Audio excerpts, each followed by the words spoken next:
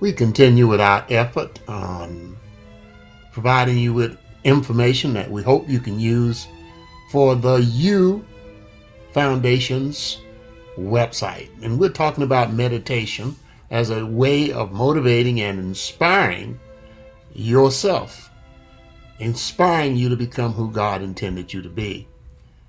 Again, we want to take a quick look. We'll get our pen going here, and we're talking right here about meditation. And we've given you two lessons already, part one and part two. Uh, and part one had to do with the cons related to meditation, and part two had to do with the pros. And we said that many of the cons that have to do with meditation is just plainly being out of touch with who you are and who the universe, who God, nature intended you to be. And sometimes we're just out of step with who we are. And one of the biggest challenges in life is discovering who we are. And we said that meditation is just a way of getting in touch with who you are in God and who God is in you. And we also argue that until you know how to meditate, until you need to know how to go within, it's going to be difficult. It's going to be very difficult. We're going to erase that here. It's going to be very difficult to go within. And let's change that to a different color so we can see it more clearly. Love is the essence of what we're talking about here. Life is about love. There are three forms of it. We talked about it last time. We talked about eros, which is attraction. That usually is the reason people get married. And then, of course, philos, which is brotherly love. And then agape, A-G-A-P-E, A-G-A-P-A, agape love, which is unconditional love. And that's what we're talking about here. We're talking about agape love. Unconditional love is what we're talking about. Well, we want to do it a little bit better than that.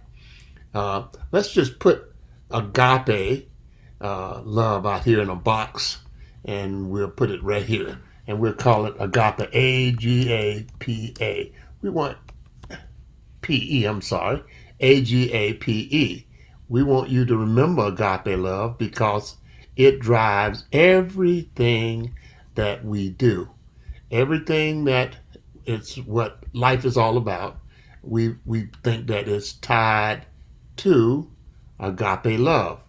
And I think that's what the universe is all about. That love flows back and forth between our creation and creator and ourselves. That's agape love. Now, when we'll continue to talk about how agape love brings about, for all of us, for most of us, a certain peace,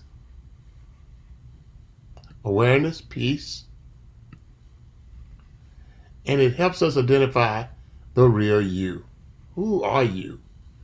Do you really know? Have you discovered that? And then once you discover who you are right here, and that's the bullseye, you get the energy, and I call it divine energy. We'll put that over here because I think that that's worthy of creating a box. Divine energy. Divine energy. This is the kind of energy that all of us want, all of us really need in order to become who we who creation wanted us to be when we were created in the first place. So again, we can come with our arrow and say, okay, this connects here, but it also connects here, and it goes to the bullseye. It goes right to the bullseye.